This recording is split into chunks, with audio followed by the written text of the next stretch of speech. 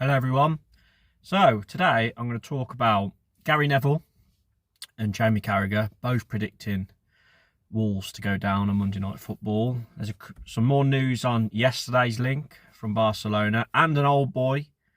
There's been some news revealed about why he turned us down.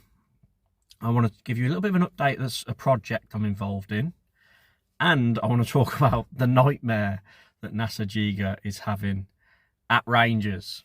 So let's start with Monday Night Football. So you may have watched it. Leeds v Everton. It finished 1-0 to Leeds. But after the game, Gary Neville, they do it every year, and Jamie Carragher gave their pre-season predictions. And I don't think this has happened before in particularly the last 8 years or the last few years, but they've both picked Wolves to get relegated. Now, Wolves are tipped for relegation a lot, especially the last few years, purely because from the outside looking in, we are always selling our star players, at least one or two of them every season. Obviously, this season, it's been Cunha and Aït-Nouri. Last year was Neto and Kilman, and on and on and on. So, but it's probably the first time this year where I'm actually a little bit concerned myself, as you know. But they did say as well, they kind of put Wolves in it because they're hoping that one of the three promoted teams that come up, they're hoping one of them stays up, because obviously the last couple of years, three that come up, the three that have gone down. If it happens again, I think that'd be the first time ever in the Premier League history, at least, for that to happen. So that's interesting. So the outside perception again is that we're going to struggle and go down, and probably for the first time in a while. So I think even in the last few years, even after having the bad start under Gary O'Neill last season, because we had Cunha, because we had Aït-Nouri and João Gomes and Andre, everyone in the fan base has felt if we got a new manager in and he sorted us out at the back, we'd survive because we've scored enough goals. This year, it doesn't look like we're that much of a threat going forward, even with Strand Larsen in there. So, it'll be interesting to see what happens, but the mainstream are predicting us again. But also on that night, Fanalysis, a new app. I got approached, I can't remember how long ago now, months ago, to go on a new app called Fanalysis, which is co-funded and co-owned by Gary Neville and Michael McIntyre, the comedian. And what they've done, they've gone round, auditioned a lot of fans, 11 fans from each club. It's called the Starting 11. And after every game, we do a match report and put in some data. And now Sky Sports, it was used on Monday Night Football, are going to be using it throughout the season. I think they're going to do some other things, go on Sky Sports News and things like that. A few familiar faces in the Starting 11 for Wolves. Just for example, I think Rodrigo Gomez was the highest pick for our player to watch of the season. I personally picked Fer Lopez for that section, but most picked Rodrigo. And I think we all come to an agreement as Fanalysis is that we're going to come 15th. So, yeah, I just thought I'd let you just give you an idea what that's about. I actually went through an audition process. You had to pass an audition process to prove that you're a true Wolves fan, basically, and you're not just messing about, and that you'll give honest thoughts and opinions. And yeah, as I say, like for example, in the Tottenham Fanalyst 11, there's expressions oozing. From the Villa one, there's Villa on tour, things like that. There's I think they've gone after creators, but I think this app will actually go live to everyone next year, and you can actually apply to be a Fanalysis yourself. They'll have a main 11, but then there's many fans that can pass to get in. And the idea is when they're on Monday Night Football, they go, so how's Jurgen Strand Larsen doing this season? Well, according to the Fanalysis, on average, he's being rated as a 7.2 out of 10.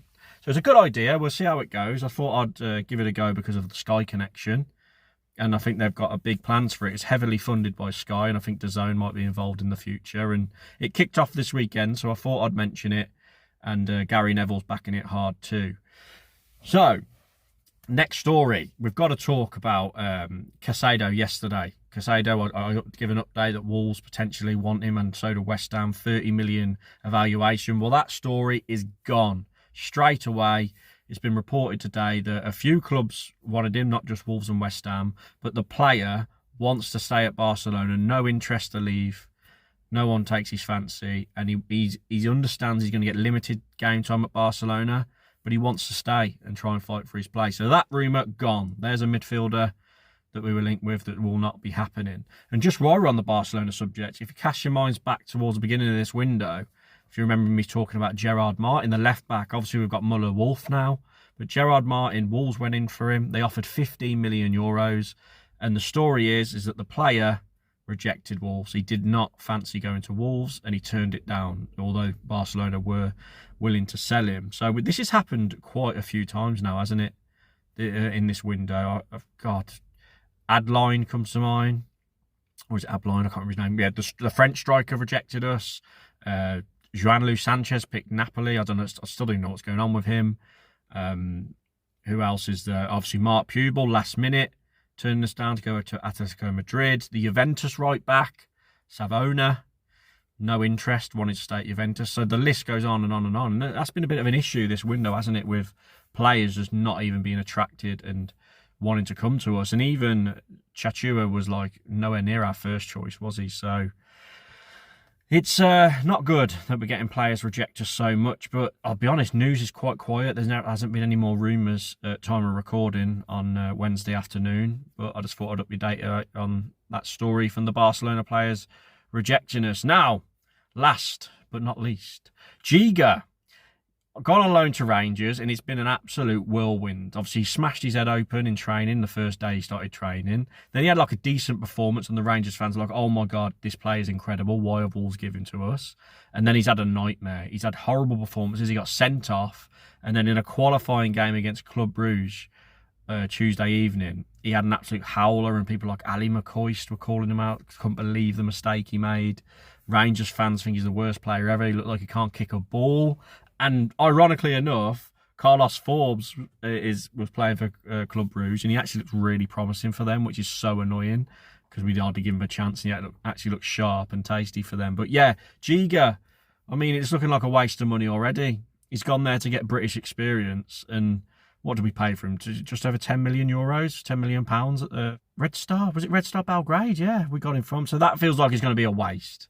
Vitor didn't fancy him, wanted to send him out, and he's having an absolute nightmare at Rangers, just like Fabio Silva did. So that could potentially be a waste of money, but let's see how the rest of his loan goes. And it's looking like a doubt whether his future will actually be at Wolves once that loan ends with the way he's performing. But there we go. That's today's video, everyone. Please like the video. Let's cross our fingers that there's some activity. There's only less than 2 weeks until the window closes now. We need to act, and let's hope Wolves get a few deals done, because it's a bit too quiet for my liking. Subscribe if you're new. Really appreciate the support at the moment, and I'll catch you next video, everyone. Cheers.